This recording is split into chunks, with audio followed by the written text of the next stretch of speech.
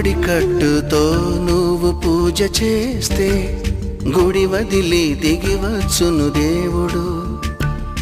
ఎంకి కట్టుతో పొలం పనులు చేస్తే సిరిలక్ష్మిని కురిపించును పంటలు.